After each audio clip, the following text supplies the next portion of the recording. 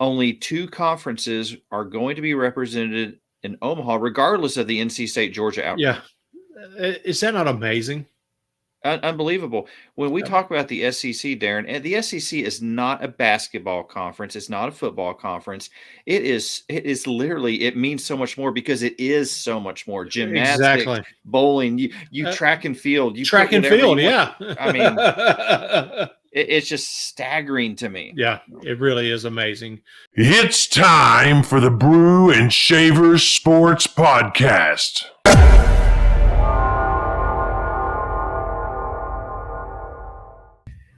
Darren, did you hear the news of what happened this past week? What was that? Dr. Pepper is now the Oh, number yeah. 2 most popular soft drink in the United States, next only to Coca-Cola, knocking Pepsi out of that 2 position. Are we surprised by that? Let's be honest. I'm surprised it took this long. Well, no, that's valid. And if you want to be honest, there are some people that are probably surprised to learn that Dr. Pepper is not a part of Coca-Cola, because a lot of people assume that, because you always see it on the drink stands, Coca-Cola, Dr. Pepper. So there are some people that are probably surprised by that. But Dr. Pepper better than Pepsi? Not a surprise in any form. No, not at all. And in an election year like this, with all the stress that's going to increase, That's right. we need good news like this. So That's right. thank you, Dr. Pepper. Elevates things. That's absolutely right. Even if you originated in Texas, we still love you. That's right. Good things can even come out of Texas. That's what we're learning. That's what. Dr. Pepper, Buc-ee's. Good call. Mm-hmm. Yeah, some barbecue. Not all Yeah. barbecue, but some barbecue. Yeah, good stuff. Yeah. So, speaking of some other news, Darren, how about the news of Paul Mainieri? Oh, well, let me cut you off. We have even bigger news than Paul Mainieri. Bigger than Dr. Pepper? Bigger than Dr. Pepper. Bigger than Paul Mainieri. And I'm just going to cut to the headline, and I'm going to let you give us the news. But as I cut to the headline, I'm going to say, congratulations. I believe the term is pop. Is that correct? Pops, yeah. Pops. That's what I thought. I Pops, thought that was good. Congratulations, Pops, a second time. But I'll let you fill us in on the details. Yeah, we welcome Isaac Benjamin, joins his big sister, Charlie, my Awesome. oldest daughter. This is her second child, she and her husband, Hannah and Zach. And so we're just so thrilled for them and excited. I told them a while back, we're trying to increase the number of There you our viewers and subscribers. Is there Yep. anything that you can do to help? And That's right. they said, hang on just a second. It'll take us a few years, but hey, so. Well, they need to be proactive, because what they are, they need to, Isaac needs to have a YouTube account now. I mean, they Yeah. can go ahead and get that set up for him. Yep. Get that subscribe button. He's ready to go. But Isaac's daddy, of course, Zach, has been on the show. He's a Exactly. big Oklahoma fan. And at the hospital today, I mentioned to Zach, I said, it was a joke, how blessed Isaac is that he is born at a time where he will never know there was a day when Oklahoma was not in the SEC. that is a beautiful, he will never have to sit and argue about whether or not the Big 12 is better than the SEC. What a beautiful thing for him. See, you say it was a joke. I think it was a great point for you to make. I'm going to be honest. I think It's amazing how everything just comes together at the that's right exactly time. right. That's exactly right. But I did want us to talk about that. I think that's our biggest headline of the day. Of course, congratulations to you and to Mindy, but also congratulations to Hannah, Zach, and Charlie. Super awesome news to start the day. Very, very cool. Thank you. We are excited. Thank you for doing that. So back to Paul Mainieri, a great coach from LSU, won a national championship with the Tigers in 2009. Yep. It was announced today that he is returning to coaching after leaving in 2021. Mm-hmm. He is back in coaching. He's heading to South Carolina. Major news here. A major coaching name in college baseball is getting back in it at another SEC school. To me, it's one of those things that I still don't know exactly. It's going to be interesting to see how the LSU faithful react to it, because there was a large contingent of the LSU faithful that didn't necessarily want to usher him out, but it didn't hurt their feelings when he said moving on. So it's going to be really interesting to see how the LSU faithful, as a just as broad stroke, kind of react to this. But it's still kind of one of those shockwaves kind of announcements when you have a name that's been associated with one school for that long, step away and then come back in to go to a different school. A really kind of just an upheaval kind of announcement. It's just something you never see coming. You immediately kind of wonder, okay, how's that going to work? Is it a good move? Nothing negative to be said about Paul Mainieri, but is it a good move? But really interesting. Definitely going to be something to watch develop. It's a move that South Carolina has made before.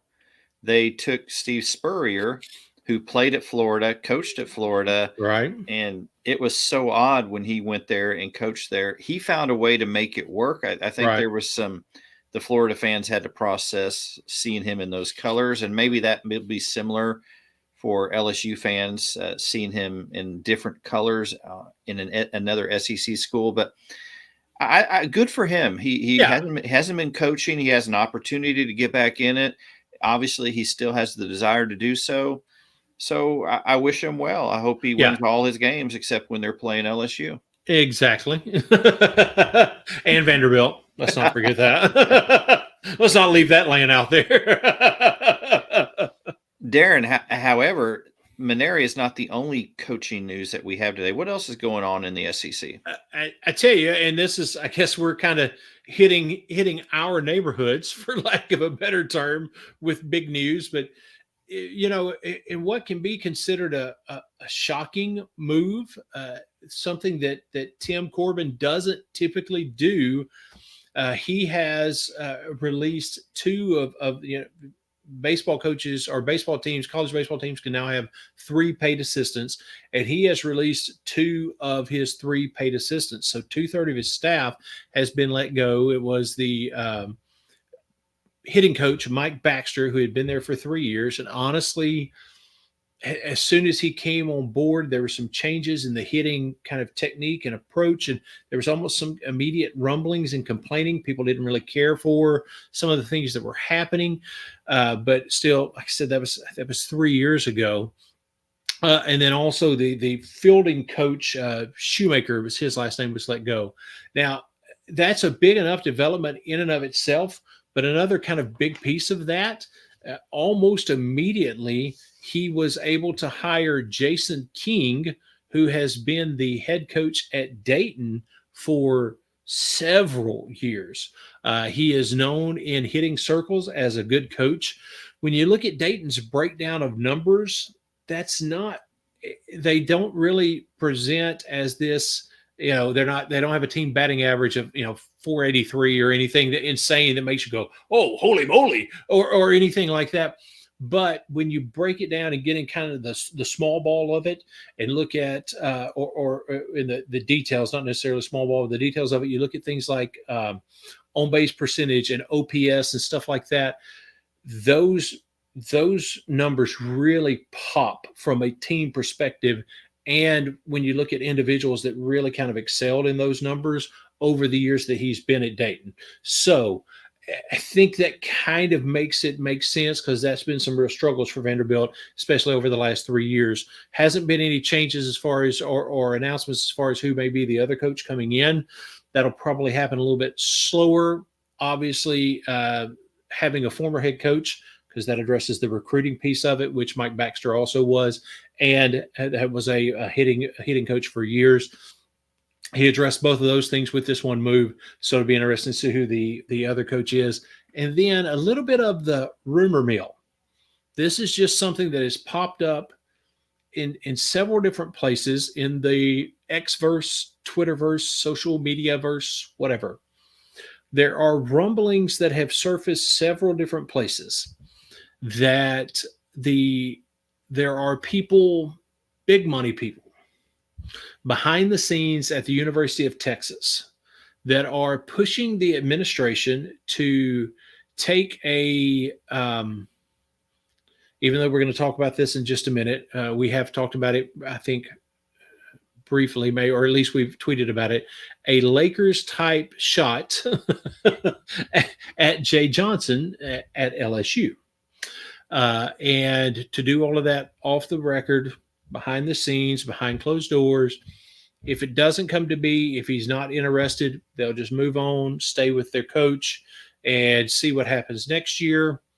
If they do, then everything will develop really, really quickly. They'll dismiss their coach, and they'll hire Jay Johnson. Now, nothing but speculation, nothing but social media fodder, but it is picking up a lot of speed. There's a lot of conversation about it. So it's at least something to throw out there. If nothing ever happens, so be it. But it's gotten enough conversation. At least throw it out there so people can go, oh, wow, that did happen. If it does happen. Sounds a little crazy, but it's the SEC. Crazier things have happened. So, yeah, they need to not cross the border. Jay Johnson doesn't need a Lamborghini. That's right. I think LSU will try to keep him.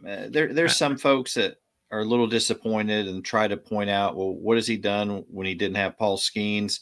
Mm-hmm. But I think he's a very good coach, and he's done a very good job. And I think the future is bright in Baton Rouge. And I don't disagree. I mean, if he wants to win national titles, he'll stay at LSU. If he wants the money, well, Texas can.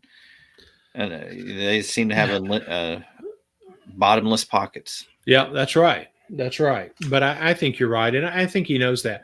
I think that's what lured him to LSU, because he could have stayed. Honestly, Texas fans probably aren't going to like this.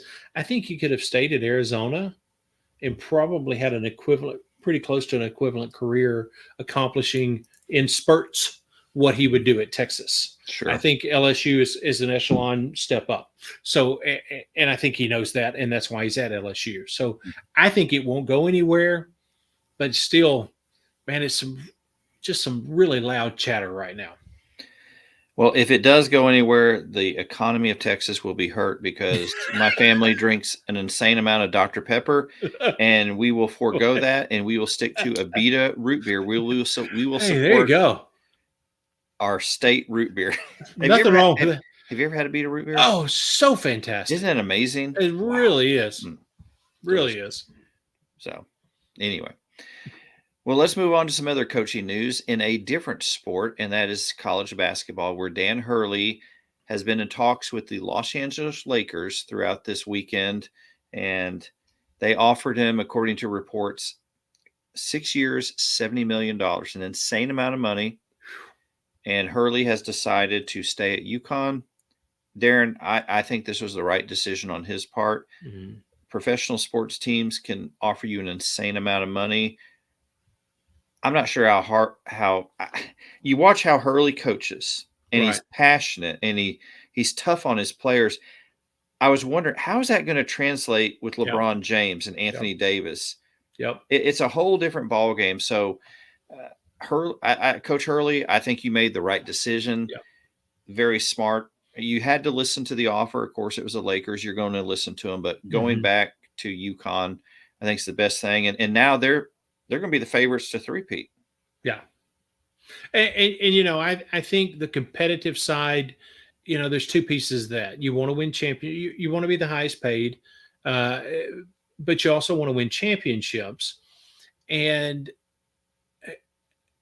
I'm not the foremost expert in professional basketball, but in the last 2 decades, how many NBA championships have been won by coaches who came over from college basketball? Mm-hmm. It's if there are any, and I don't know the number, but I can tell you this: I know enough about it. If there are any, it's a small number.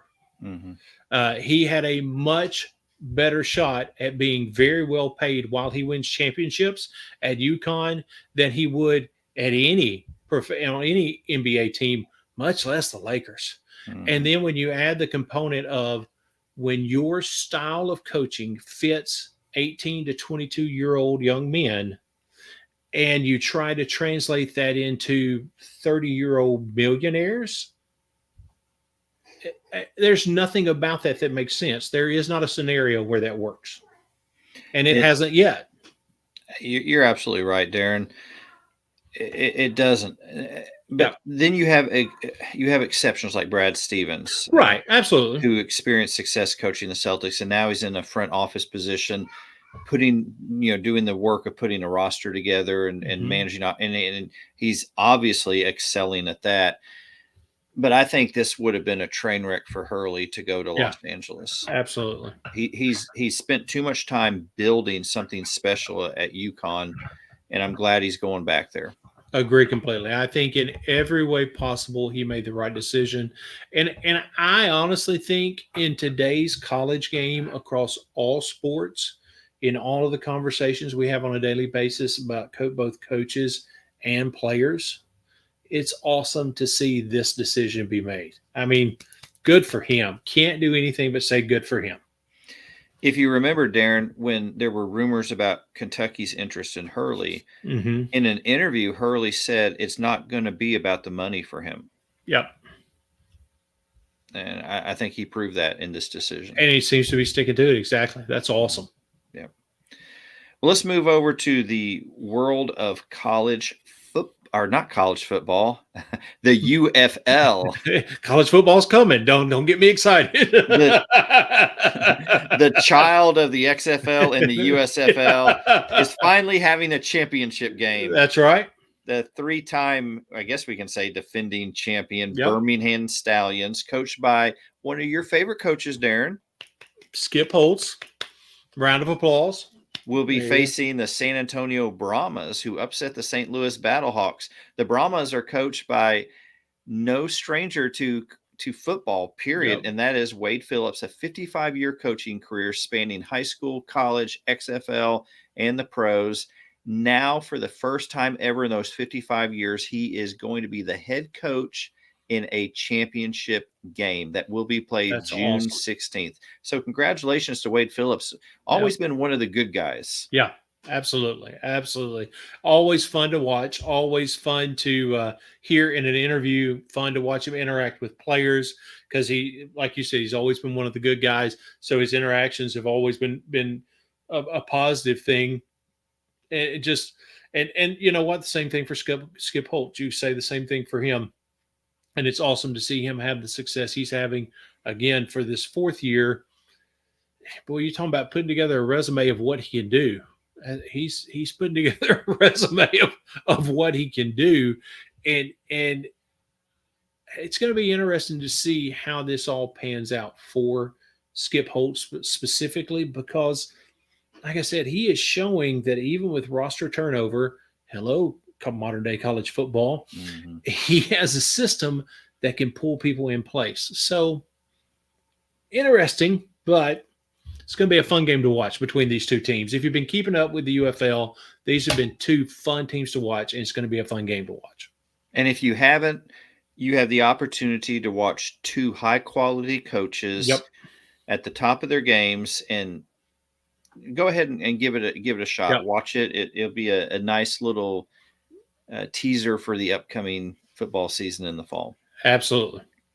I mentioned earlier Brad Stevens and the Celtics, Darren, and what I intended to do was to use that to segue into the NBA Finals, which Boston is leading 2-0 over the Dallas Mavericks. So far, they have found a way to deal with Luka Doncic. Right. Kyrie Irving has been a non-factor. Yeah. It's not been as close as I was hoping it was going to be. However, Wednesday of this week, that will be tomorrow from the time and day of this release, they're going to Dallas. So hopefully the Mavericks can get it together and make this a series. Yeah, like I said, I am by no means an NBA expert. I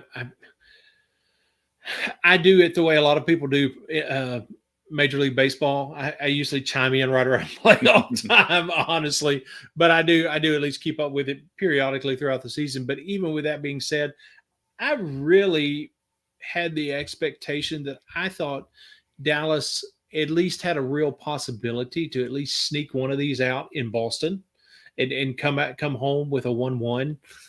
And boy, it just, that first game made it kind of feel like, no, they're barely going to come out of this alive, headed back to Dallas, because Boston has been strong and has shown some defense. And Brad Stevens obviously has done a great job of putting together a roster because they are strong. And two of the additions that Stevens made to the Celtics are two huge reasons why they have a 2-0 lead. Porzingis came back from that injury in game one and was a huge factor in that game one win. And then Holiday just stepped up and had an insanely great game in game two. So two guys that weren't on the roster that Stevens brought to Boston, and it's paying dividends already. Exactly. And man, there is nothing that has happened in the first two games that would make you say, oh, well, Dallas is still kind of hanging in there. It looks like this is Boston's series to kind of claim that they would really have to kind of mess something up and really kind of open the door for Dallas to find a way to take control. It wouldn't be just a matter of Dallas all of a sudden just blowing things up. Boston would have some slip up, you would think. That's the key observation you just made. Boston would have to slip up. They'd have to open up the door. Yep. There was a time, Darren, where the Golden State Warriors, when they were at their prime, were leading LeBron James and the Cleveland Cavaliers 3-1 in the NBA Finals, and they ended up losing that series. It's a valid point. So great observation. But this Boston team is strong. I would be surprised by that. They're strong. They've been there before. And exactly. They're hungry for this championship. Yep, absolutely. Why don't we go ahead and take a break and move over to Sports History Minute before talking about who's going to Omaha.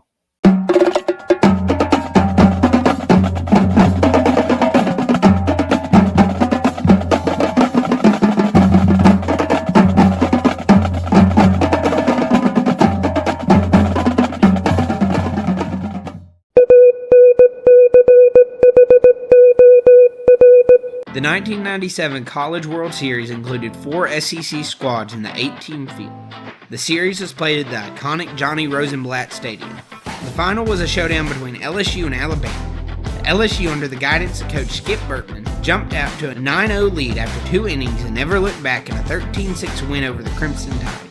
The win gave the Tigers back-to-back national titles. It capped a remarkable season for LSU, which opened the season with an SEC record 19 consecutive wins. This victory further cemented LSU's reputation as a formidable force in college baseball. The 1997 College World Series championship game was the first to feature 2 SEC teams and the first championship game with 2 teams from the same conference since 1988. Oh, thank you.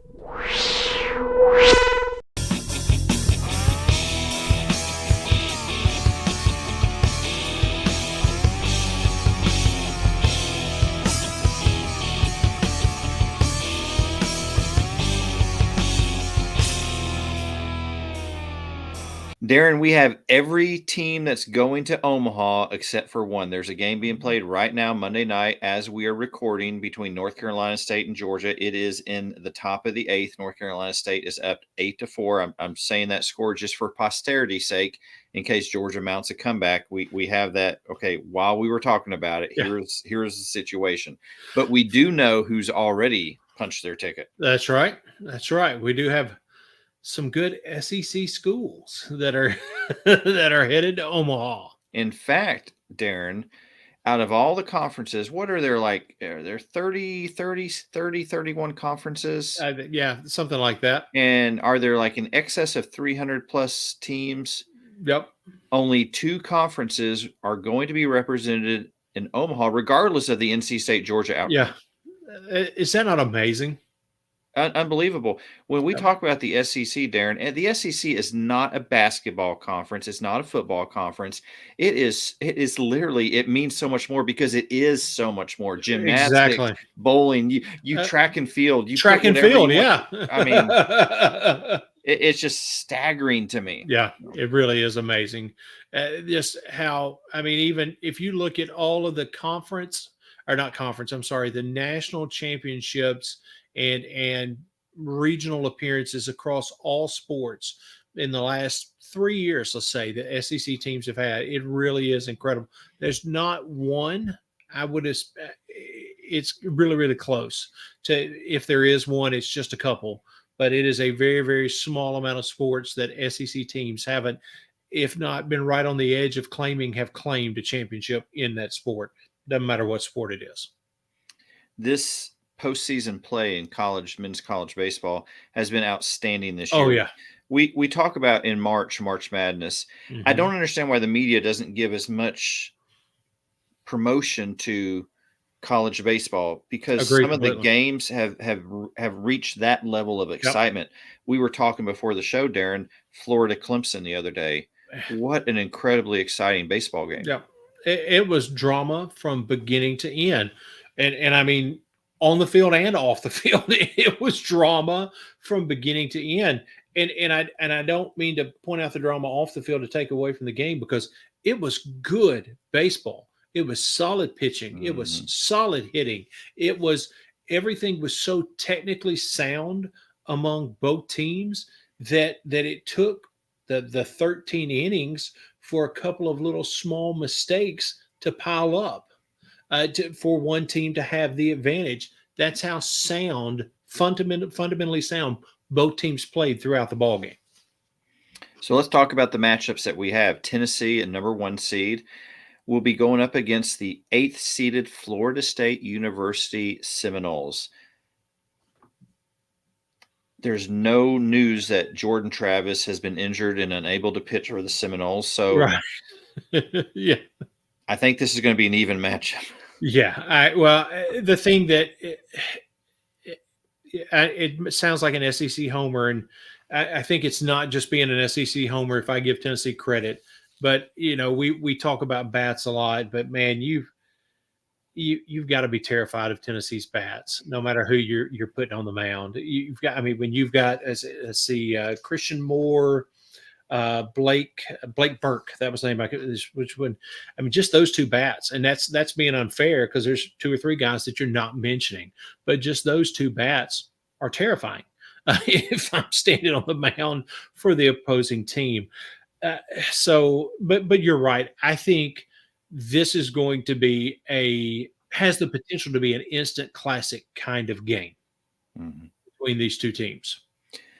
Definitely the Volunteers are favored, but you can't count out the Seminoles. Any team that makes it to Florida and any team that makes it to Omaha is a dangerous team. Yep, that's exactly right.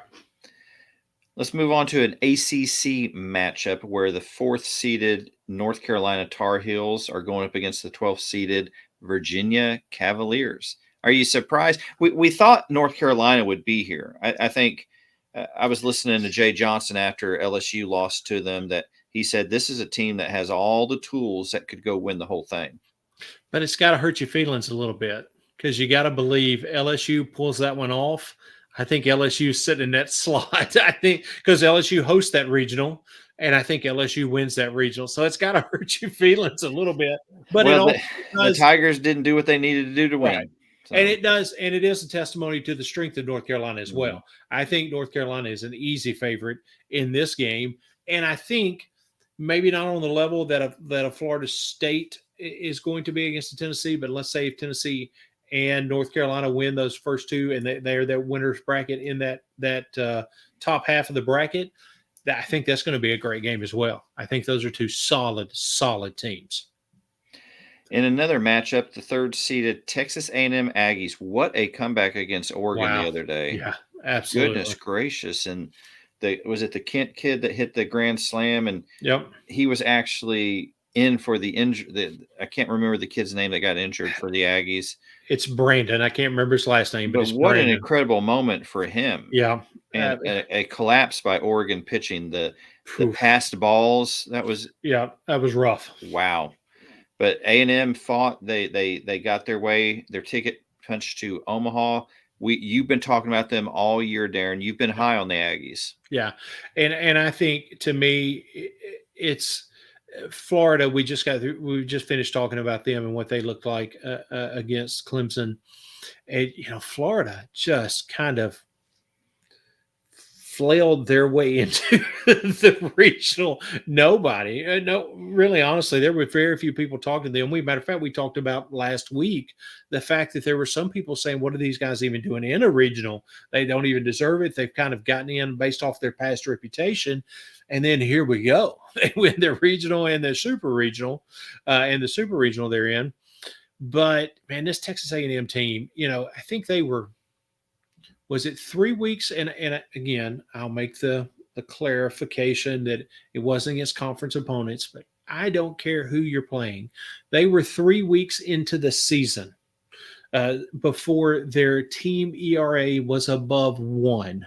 Mm-hmm. That says something about your pitching. I don't care who you're playing. And then when you look at the bats that they have, to me, they're still now the play, the absence of the play of, I'm just going to call him Brandon. I don't personally know him, but I can't remember his last name, so I'm just going to call him Brandon. And I apologize for that, but that's going to be a big miss if they win this first round game and advance into the College World Series. That's going to be a player and a bat that they miss. That being said, part of what has made this team what they've been able to do, put them in a position to do what they're doing all season, is the depth that they have. And you saw that even with how things happen even after the injury. So even with Florida looking as strong as they are, man, this Texas A&M team, they are something to behold. You just can't dispute that. Yeah, I would expect A&M to come out with a victory against Florida. However, this Florida team has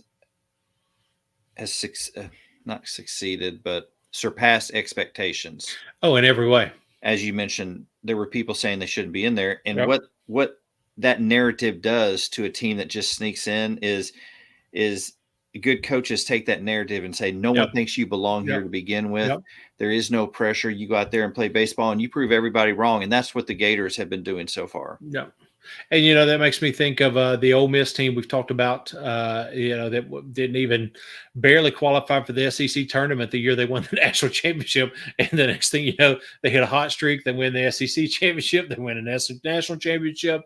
And so you kind of wonder, is this a moment of destiny for this Florida team? Are they on a ride that isn't going to end?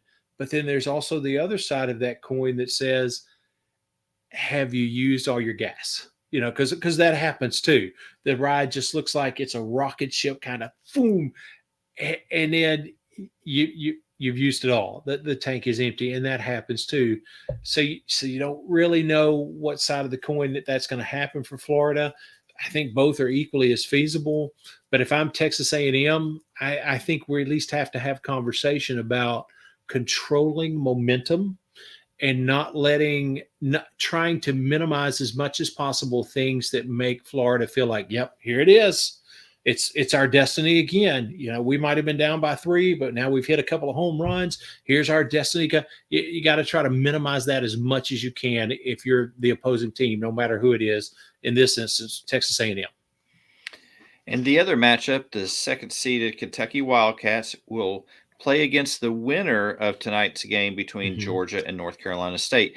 Kentucky now has reached Omaha for the first time ever, which means fantastic. Every single SEC team has made it to the Men's College Baseball World Series. Phenomenal. Fantastic. Absolutely. Congratulations so awesome. to the Wildcats. Yep. Absolutely. Congratulations. That's good stuff. And this team is fun to watch. You can't argue with the talent they have, with the attitude of the team, and they come into it at the number 2 seed. Is this their kind of destiny moment? There's a little bit of uncertainty. If I'm a Kentucky fan, I'm a little afraid because I don't care who you are. There's this overwhelming moment when you hit that first time ever kind of thing. Now, their coaching staff has shown the ability to kind of keep those things under control, keep a little bit of an even keel by allowing the fun. They have fun in the guys always seem to be having fun in the dugout. If you watched the SEC champion or the tournament at all, anytime one of their guys was being interviewed in the dugout, it was a ton of fun. There were sock puppets at one point. There was one guy that as soon as he started, I think he was a pitcher maybe.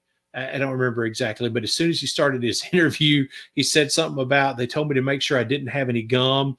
And for the rest of the interview, guys kept trying to feed him stuff. You'd see a hand rise up out of nowhere and stick stuff in his mouth. So but that helps kind of keep those emotions under control. So they seem to be a good job of doing that, or doing a good job of that. So who knows? That could help continue this momentum of what they've got going. Yeah, that's beautiful. Beautiful. Yep.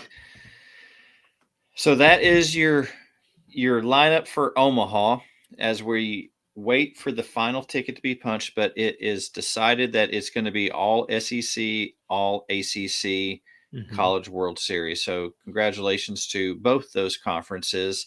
We look forward to some more exciting baseball, Darren. Absolutely. Aren't you glad we have these moments when we don't have college football? Omaha is great, to get out of college football and not be long till you're right into March Madness. And then you come out of March Madness, a little bit of a lull, you're right into Omaha. It's a beautiful thing.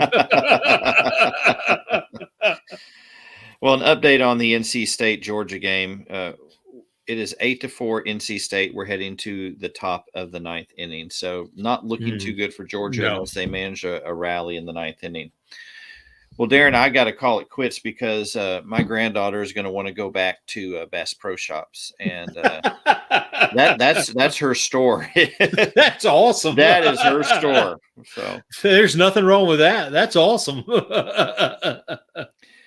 Thank you all for watching another episode. Hit that like button, that subscribe button, get notified anytime new episodes come out. It means a lot to us that you subscribe, that you like, and when you comment on various topics that we cover.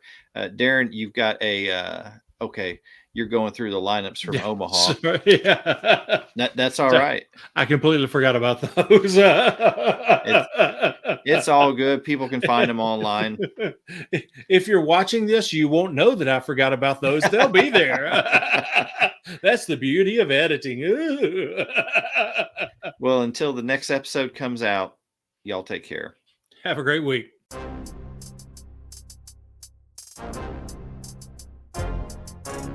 Thank you for making the Brew and Shaver Sports Podcast your go-to sports show. Be sure to subscribe, rate, and review our show if you haven't already. Your feedback is important. Let us know what you think about this week's show. Send an email to brewandshavers@gmail.com or text to our text line 318-390-3599. We look forward to hearing from you. Thank you again for listening to the Brew and Shaver Sports Podcast. See you next week.